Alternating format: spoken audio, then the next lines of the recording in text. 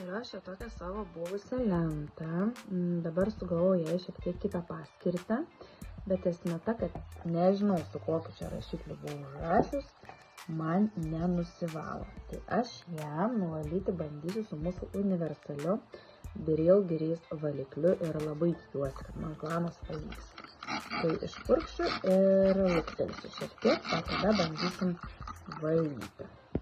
Na, bandom. Panaudosiu tą pačią kempinėlę, nes man nebereikalinga. Vau! Šiaip tai ir tikėjausi, kad išvalys, nes ir sienas man išvalo, jeigu būna tušinukų menas vaiko padarytas. Ir tepalus išima iš drabužių ir įvairias dėmes nuo įvairių paviršių. Štai kaip gražiai nusivalo. Jėga, planas pavyko.